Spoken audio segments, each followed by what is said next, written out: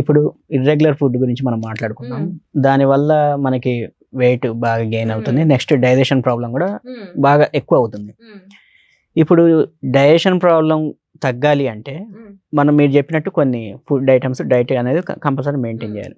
దానికి వాళ్ళు ఎలాంటి యోగా చేయాల్సి వస్తుంది? ఆసనాస్. యాక్చువల్లీ ఫస్ట్ నేను మీకు డైజెషన్ అంటే ఏంటో చెప్తాను. చాలా మంది డైజెషన్ అంటే నాకు ఏం ప్రాబ్లం లేదు అనుకుంటారు. బట్ మన కోవిడ్లో చాలా మంది ఇమ్యూనిటీ ఇంప్రూవ్ అవ్వాలి అని అనుకున్నారు కదా, ఇమ్యూన్ సిస్టమ్ ఇంప్రూవ్ అవ్వాలి అని ఫోకస్ చేశారు. చాలా మంది లో ఇమ్యూనిటీ ఉన్న వాళ్ళు చాలా మంది చనిపోయారు. సో మనం ఇమ్యూనిటీ ఇంప్రూవ్ చేయాలంటే అది మన డైజెషన్ మీదే 70% డిపెండ్ అయి ఉంటుంది. మనకు ఒక స్ట్రాంగ్ డైజెస్టివ్ సిస్టమ్ ఉందంటే స్ట్రాంగ్ ఇమ్యూనిటీ కూడా మనం బిల్డ్ చేసుకోగలం. సో దాని గురించి ఫస్ట్ డైజెషన్ అంటే మనం టైంకి తినాలి. ఫస్ట్ నేను చెప్పినట్టు టైంకి తినడం అండ్ హౌ టు ఈట్. కింద కూర్చొని దాన్ని ప్రాపర్గా మనం ఫుడ్ని చూ చేసి తినడం. సో ఈ 2 టిప్స్ అయితే మెయిన్ థింగ్ డైజెషన్ ఇంప్రూవ్ అవ్వడానికి.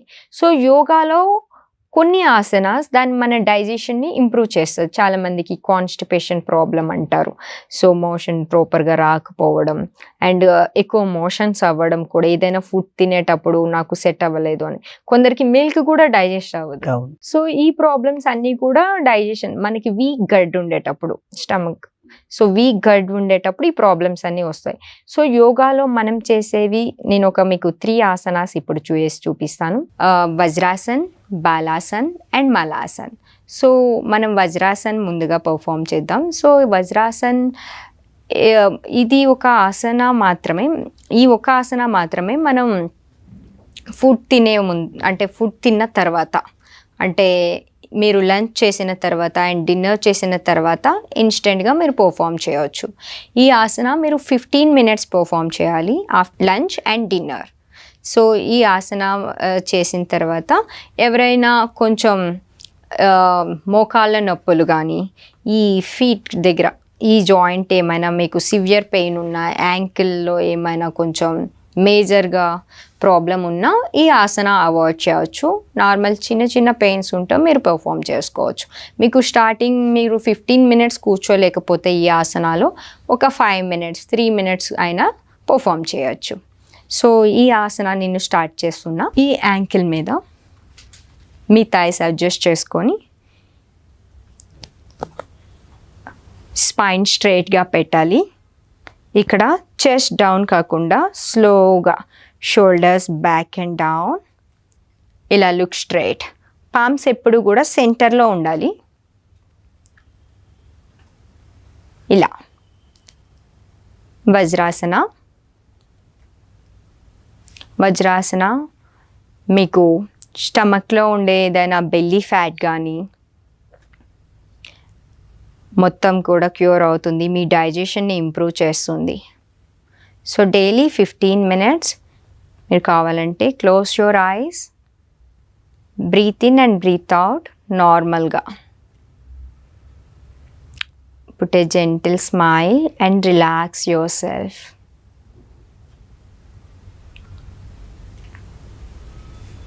ఇప్పుడు బాలాసన్. సో బాలాసన్ ఏంటంటే మీకు సింపుల్. ఈ వజ్రాసన్లో కూర్చున్న తర్వాత హ్యాండ్స్ మెల్లగా లిఫ్ట్ చేసి స్లోగా, ఈ హిప్ పైకి రాకుండా స్లోగా మీ ఫోర్హెడ్ కింద టచ్ చేయాలి.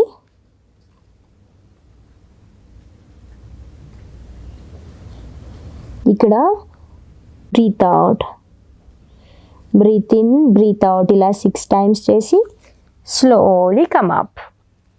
సో బాలాసన్ మీరు ఫుడ్ తిన్న తర్వాత స్ట్రిక్ట్లీ నాట్ అలౌడ్ అండి. నార్మల్గా మీరు day time sun rise and sunset టైంలో మీరు బాలాసన ప్రాక్టీస్ చేయాలి. బాలాసన ప్రాక్టీస్ చేసేటప్పుడు ఎవరికైనా సివియర్ ఏమైనా స్పైన్ రిలేటెడ్ మేజర్ ప్రాబ్లమ్స్ ఉంటే, ఏదైనా మీకు డిస్క్ బల్జ్ అయ్యేటప్పుడు కానీ గ్యాప్ ఏదైనా ఉంటే strictly Balasana not allowed. So మీకు ఏమైనా సివియర్ షోల్డర్ రిలేటెడ్ ఇష్యూస్ ఏమైనా ఉన్నా కూడా ఆ టైంలో మాత్రమే దీన్ని అవాయిడ్ చేయాలి. ముందు చెప్పినట్టే ఈ మోకాళ్ళ నొప్పులు కానీ ఈ ఫీట్ రిలేటెడ్ ఏమైనా సివియర్గా ఏమైనా మీకు జాయింట్ పెయిన్స్ ఉంటే ఈ బాలాసన కూడా అవాయిడ్ చేయాలి. కాకపోతే బాలాసన అండ్ వజ్రాసన మీకు డైజెషన్కి చాలా ఇంప్రూవ్ చేస్తుంది and very good for back pain. ఇప్పుడు లాస్ట్ మలాసన. మలాసన స్లోగా మీరు ఫీట్ అడ్జస్ట్ చేసుకొని both the palms in Namaskar mudra మీ చెస్ట్ ముందు స్లోగా షోల్డర్స్ డౌన్, స్పైన్ స్ట్రైట్ ఉండాలి. Look straight, smile and deep breath in and breath out 6 times. Concentration breathing మీద ఉండాలి.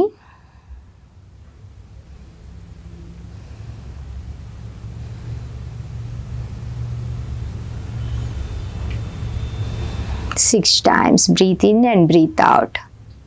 Relax yourself completely. Malasana very very good for lower back. మనకి lower బ్యాక్కి ఏమైనా pains ఉన్నా సరే మలాసన చాలా హెల్ప్ అవుతుంది. ఎస్పెషల్లీ మనకి డెలివరీ టైంలో ప్రెగ్నెంట్ ఉమెన్ వాళ్ళకి మలాసన చేపిస్తాం నార్మల్ డెలివరీ కోసం. Relax your self.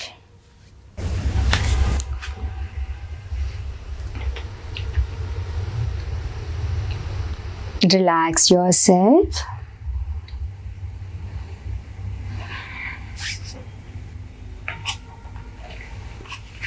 ఇది 3 ఆసనాస్ మనం రెగ్యులర్ ప్రాక్టీస్ చేయడం వల్ల మనకి డైజెషన్ ప్రాబ్లం తగ్గుతుంది. And PRAN Mudra. PRAN Mudra చాలా ఈజీ. మనం అంటే కింద కూర్చొని ఏం చేయాలని లేదు. కొందరికి ఇది మోకాళ్ళు ఏమైనా ప్రాబ్లమ్స్ ఉన్నా సరే వాళ్ళు చైర్ మీద ఉండి కూడా ప్రాక్టీస్ చేసుకోవచ్చు. ప్రాణ్ ముద్ర అందరూ ప్రాక్టీస్ చేయొచ్చు. ప్రెగ్నెన్సీ వాళ్ళు కూడా ఇది ప్రాక్టీస్ చేయొచ్చు ప్రాణ్ ముద్ర. సో ఈ ప్రాణ్ ముద్ర మనం morning and evening okay sun rise and sunset టైంలో మనం ప్రాక్టీస్ చేసుకోవాలి. సో ఈ ప్రాణ్ ముద్రని డైలీ ఒక 15 minutes మనం ప్రాక్టీస్ చేసుకుంటే మన డైజెషన్ ఇంప్రూవ్ అవుతుంది. సో ఫర్ ఎగ్జాంపుల్ ఎవరికైనా మోకాళ్ళలో నొప్పులు ఉన్నాయి, సో ఫీట్ కానీ ఏమైనా ఇంజ్యూర్ అయింది, ఏదైనా యాక్సిడెంట్ అయ్యేటప్పుడు ఇవేమైనా సర్జరీస్ అయ్యేటప్పుడు మనం వజ్రాసన్ అండ్ బాలాసన్ అవాయిడ్ చేయాలి. సో అటువంటప్పుడు మనం డైజెషన్ ఎలా ఇంప్రూవ్ చేయాలి అంటే with the help of PRAN Mudra. PRAN mudra మనం సింపుల్గా మీరు కింద కూర్చోలేరు అని అంటే మీరు చైర్లో కూర్చొని కూడా మనం ప్రాక్టీస్ చేయొచ్చు. ఇది సింపుల్గా మన స్పైన్ స్ట్రైట్ ఉండాలి. మీ యొక్క ఫింగర్స్ ఇది మీ thumb, ring finger and little finger దీంతో ఇలా జాయింట్ చేయాలి. ఇది Pran Mudra. Centre of your thighs, మీ థైస్ సెంటర్లో పెట్టాలి, ఇక్కడ కాదు. చాలామంది థై ఎండింగ్లో పెడతారు. పామ్స్ ఎప్పుడు కూడా centre of your thighs. Chest up చేసి రిలాక్స్. స్లోగా breath in, breathe out.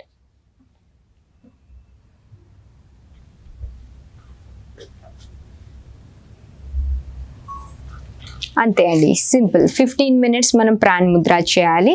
PRAN Mudra మనకి ఒక బెస్ట్ బెనిఫిట్స్ రావాలి అంటే మీరు బ్రీత్ ఇన్ బ్రీత్ అవుట్ మీద కాన్సన్ట్రేట్ చేస్తూ సన్ రైజ్ అండ్ సన్సెట్ టైంలో మనం ప్రాక్టీస్ చేసుకోవచ్చు ప్రాణాయామ ఈ ప్రాణ్ ముద్ర. సో దీనివల్ల మన డైజెస్టివ్ సిస్టమ్ ఇంప్రూవ్ అవుతుంది అండ్ ఇమ్యూనిటీ కూడా ఆటోమేటిక్గా ఇంప్రూవ్ అవుతుంది. Thank you.